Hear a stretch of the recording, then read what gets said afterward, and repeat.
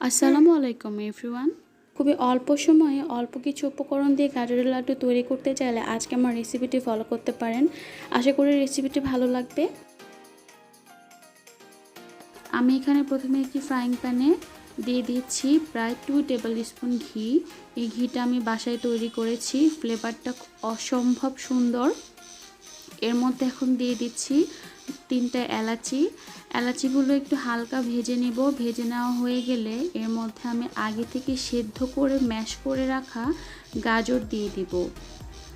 আমি গাজরগুলোকে সেদ্ধ করে শিলপাটায় বেটে নিয়েছি। আপনারা চাইলে কিন্তু ব্লেন্ডারও ব্লেন্ড করে নিতে পারেন। আর এখানে অবশ্যই ব্লেন্ড করা গাজরটাই দিতে হবে। ঝুরি করা গাজর দিয়ে কিন্তু লাড্ডুটা কখনোই ভালো হবে না।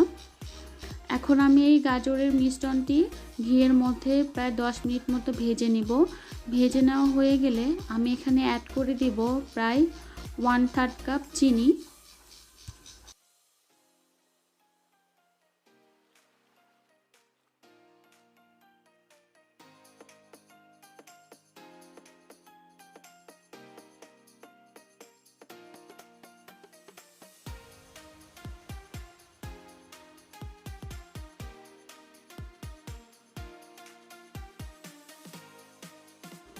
গাজরগুলোকে খুব ভালো মতো ভেজে নিতে হবে, বারবার উল্টে পাল্টে ভেজে নিতে হবে।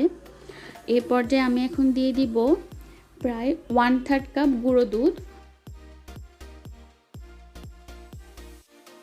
প্রথমে একটু সামান্য পরিমাণ দিচ্ছি, এরপরে বাকিটুকু অ্যাড করে দেব।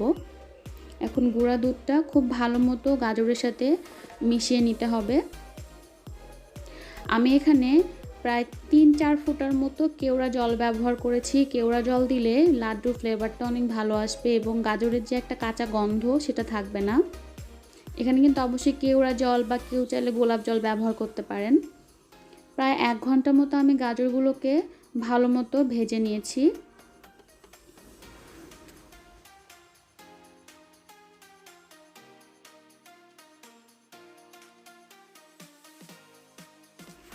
এই পর্যায়ে অ্যাড করে দিব 2 টেবিল স্পুন ঘি। আমার রান্নাটা প্রায় হয়ে এসেছে। শেষের দিকে ঘিটা দিলে কি হবে, ঘিয়ের ফ্লেভারটা খুব ভালো মতো লাড্ডুর মধ্যে ঢুকে যাবে। এখন ভালো মতো মিক্সড করে নিচ্ছি। মিক্সড করে নেওয়া হয়ে গেলে আমি চুলাটা বন্ধ করে দিব। বন্ধ করে ঠান্ডা করে নেব। প্রায় হালকা একটু ঠান্ডা হলে লাড্ডুর শেপ দিয়ে নিব। পুরোপুরি ঠান্ডা করা যাবে না, সামান্য পরিমাণ ঠান্ডা করে আমি লাড্ডুর শেপগুলো দিয়ে দিব।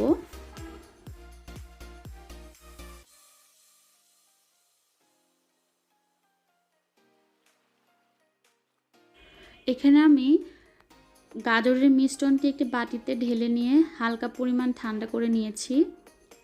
এখন আমি হাতের মধ্যে ঘি মেখে নিয়ে লাড্ডুর শেপগুলো দিয়ে দিব। আগে যে আমি এলাচি ব্যবহার করেছিলাম, এই এলাচির যে দানা বা এলাচির যে ছোবলাটা আছে এগুলো আমি ফেলে দিব। এই পর্যায়ে কিন্তু লাড্ডুগুলো হালকা একটু নরম থাকবে, এতে ভয় পাওয়ার কোনো কারণ নেই।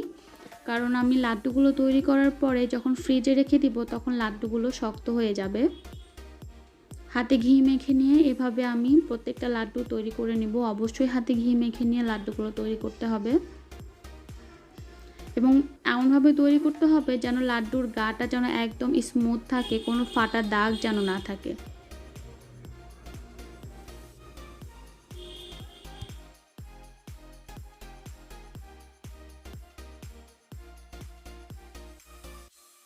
লাড্ডুগুলো কিন্তু প্রায় তৈরি করা হয়ে গেছে। এখন আমি এই লাড্ডুগুলোকে প্রায় 2 ঘন্টার জন্য ফ্রিজে নরমালি রেখে দেব। দেখতে পাচ্ছেন কত সুন্দর লাগছে দেখতে। ফ্রিজের নরমাল থেকে বের করে আমি লাড্ডুগুলোকে একটি কাপকেকের মোল্ডে রেখে উপরে কাঠবাদাম কুচি দিয়েছি যেন দেখতে সুন্দর লাগে। আশা করছি আজকে আমার রেসিপিটি ভালো লেগেছে। দেখতে পাচ্ছেন আমার লাড্ডুগুলো কিন্তু শক্ত হয়ে গেছে, নরম ভাবটা কিন্তু নেই। এভাবে কিন্তু আপনারা খুব অল্প সময়ে গাজরের লাড্ডু তৈরি করে বাসায় খেতে পারেন বা আপনাদের বাচ্চাদেরকে তৈরি করে দিতে পারেন। আমার রেসিপিটি ভালো লাগলে অবশ্যই লাইক, কমেন্ট এবং শেয়ার করবেন। আমার চ্যানেলটি সাবস্ক্রাইব করবেন। ধন্যবাদ সবাইকে।